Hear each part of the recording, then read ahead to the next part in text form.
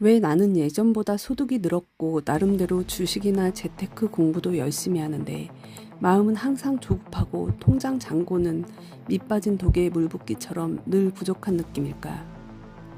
도대체 얼마나 더 벌어야 돈 걱정 없이 진정으로 행복하고 자유로운 삶을 살 수 있을까?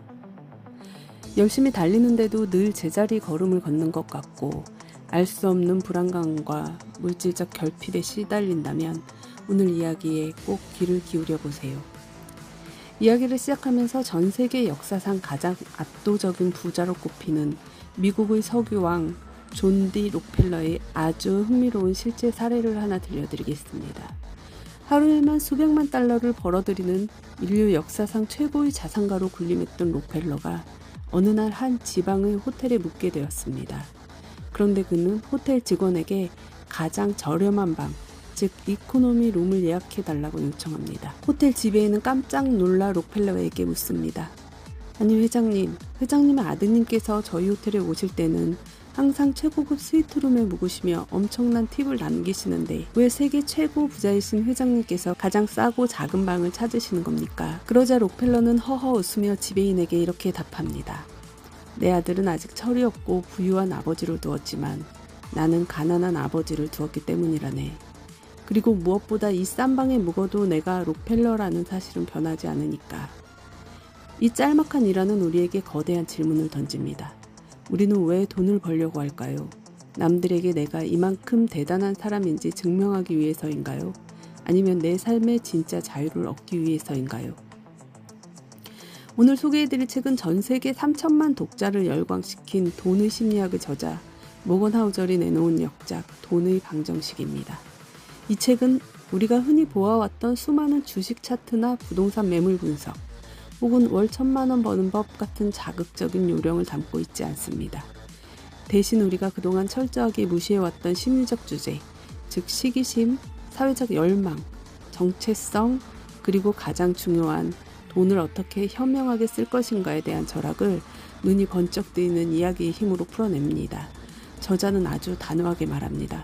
돈을 많이 버는 기술보다 훨씬 더 어렵고 중요한 것은 내가 가진 돈으로 인생에서 최대의 가치를 얻어내는 지출의 미학이다. 오늘 이 책의 핵심 인사이트를 통해 여러분의 돈 공부를 완벽하게 리셋해 드리겠습니다. 부의 크기를 결정하는 절대 수식, 부 이퀄 가진 것 마이너스 원하는 것. 모건 하우절이 이번 신작에서 제시하는 가장 강력하고 본질적인 통찰은 바로 삶의 자유를 결정하는 단 하나의 수식, 즉 돈의 방정식입니다. 그 수식은 매우 단순합니다. 부는 가진 것에서 원하는 것을 빼는 것이다. 우리는 모두 부자가 된다고 하면 분자의 영역, 즉 가진 것을 무한대로 키우는 것만 생각합니다. 연봉을 높이고 투자 대박을 터뜨려 통장 숫자를 늘리는 것에만 온 정신을 몰두하죠.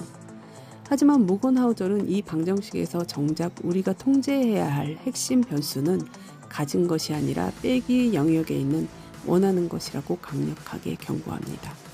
아무리 100억 원, 1000억 원을 가진 자산가라 할지라도 자신이 원하는 눈높이와 욕망의 크기가 200억 원, 2000억 원에 가 있어 늘 남과 비교하고 목마르다면 그 사람의 수학적 부는 마이너스, 즉 극심한 빈곤 상태와 다름없다는 뜻입니다. 반대로 자산이 그리 많지 않더라도 자신이 진정으로 원하는 삶의 기준이 명확하고 타인의 시선에서 독립되어 있다면 그 사람은 누구보다 거대한 부를 가진 진짜 부자라는 것이죠. 수많은 현대인이 쥐경주처럼 밤낮 없이 일하면서도 불행한 이유는 소득이 늘어나는 속도보다 주변 사람들을 따라잡고 싶어하는 원하는 것의 속도가 훨씬 더 빠르게 증가하기 때문입니다. 소득이 2배 증가할 때 욕망과 소비 수준이 3배 증가한다면 늘어난 돈은 우리에게 자유를 주는 것이 아니라 더 거대한 안락함의 감옥에 우리를 가둘 뿐입니다. 결국 진짜 부자가 되기 위해서는 많이 버는 노력만큼이나 내 안의 기대치를 냉정하게 관리하고 통제하는 능력이 반드시 필요합니다. 독립과 자유가 없는 부는 다른 형태의 빈곤일 뿐이다. 책 속에서 저자가 수없이 반복하며 강조하는 문장이 하나 있습니다. 독립과 자유가 없는 부는 또 다른 형태의 빈곤일 뿐이다. 여러분은 돈의 가장 위대한 가치가 무엇이라고 생각하나요? 비싼 명품 시계를 차는 것? 강남의 최고급 아파트에 사는 것? 하우절은 돈이 우리에게 줄 수 있는 최고의 배당금은 다름 아닌 내 삶을 내 뜻대로 선택할 수 있는 자율성이라고 말합니다.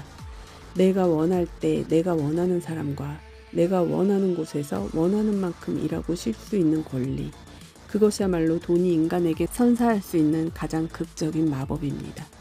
하지만 안타깝게도 많은 사람이 돈을 더 많이 벌기 위해 자신의 시간과 자유를 통째로 저당 잡힙니다. 남들에게 그럴싸하게 보이기 위한 값비싼 물건을 구매하기 위해 매일 아침 극심한 스트레스를 주는 직장으로 무거운 발걸음을 옮기고 싫어하는 사람의 비유를 맞추며 영혼을 갈아 넣습니다. 화려한 외제차를 타고 멋진 집에 살고 있지만 매달 밀려오는 할부금과 대출 이자를 갚기 위해 단 일주일도 일을 멈출 수 없다면 그것은 진정한 의미의 부유함일까요? 아니면 화려하게 치장된 경제적 노예 상태일까요? 모건하우절은 지위와 성공을 과시하기 위한 소비를 멈추고 그 돈을 나의 독립자금으로 축적하라고 조언합니다. 예상치 못한 불황이 찾아왔을 때 몇 달간 버틸 수 있는 여유, 부당한 상사의 지시에 아니오라고 말할 수 있는 용기, 그리고 내가 진짜로 하고 싶은 일에 도전할 수 있는 기회비용. 이 모든 진정한 자유는 내가 소비하지 않고 남겨둔 돈, 즉 눈에 보이지 않는 부에서 탄생합니다. 소비에도 정답은 없다. 돈으로 행복을 사는 현명한 지출법. 많은 자산관리 전문가가 무조건 아끼고 저축하라는 극단적인 자린고비식의 조언을 건넵니다. 하지만 돈의 방정식에서는 아주 유연하고 따뜻한 시선으로 소비를 바라봅니다. 돈으로 행복을 살 수 있는가? 당연히 살 수 있다. 다만 우리가 돈을 쓰면서도 더 행복해지지 않는 이유는 소비의 강도와 방향이 잘못되었기 때문이다. 사람마다 유년 시절의 경험, 물질적 결핍의 배경, 정체성이 전부 다르기 때문에 소비에는 결코 하나의 정답이 존재할 수 없습니다. 어떤 사람에게는 수억 원짜리 슈퍼카를 사는 것이 단순한 허세나 과시일 수 있지만 어린 시절 지독한 가난 속에서 자라며 차가 없어 무시당했던 누군가에게는 그 차가 자신의 상처를 치유하고 성공을 확인하는 정당한 보상일 수 있습니다. 반대로 하루 종일 밖에서 일하느라 집에는 잠만 자러 들어오는 사람에게 넓은 고급 주택은 비합리적인 지출이겠지만 집에서 글을 쓰고 가족과 시간을 보내는 것이 삶의 전부인 사람에게는 그 무엇보다 가치 있는 투자가 될 수 있죠. 핵심은 내 지출이 타인의 시선을 의식한 과시용인가 아니면 내면의 만족과 정서를 위한 것인가를 명확히 구분하는 것입니다. 모건하우절은 행복을 주는 진짜 지출은 소비의 크기에서 오는 것이 아니라 내가 삶의 주도권을 쥐고 있다는 통제감에서 온다고 말합니다. 남들이 사니까 나도 사야 할 것 같은 사회적 압박에서 벗어나 내 영혼을 풍요롭게 만드는 지출이 무엇인지 정확히 알고 실행할 때 우리는 비로소 돈을 쓰면서도 진정으로 행복해지는 지름길을 발견하게 됩니다. 빠름은 관심을 차지하고 느림은 능력을 차지한다. 주식 투자를 하거나 재테크를 할 때 우리는 항상 빨리 부자가 되는 법에 열광합니다. 급등하는 종목, 순식간에 몇 배가 올랐다는 부동산 이야기에 온 신경을 빼앗기죠.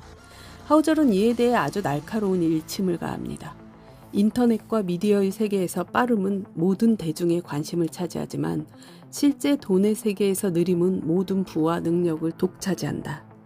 우리가 잘 아는 워렌 버핏의 엄청난 자산 중 90% 이상은 그가 60세 이후의 복리의 마법을 통해 축적된 것입니다.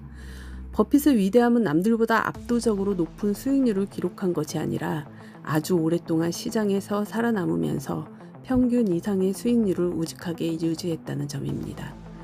복리는 시간이 복리로 쌓여 폭발하는 속성을 가지고 있기 때문에 결국 재테크의 성패는 얼마나 빨리 가느냐가 아니라 얼마나 오래 머무를 수 있느냐에 달려 있습니다. 조급함은 언제나 탐욕을 부르고 탐욕은 치명적인 실수를 낳습니다.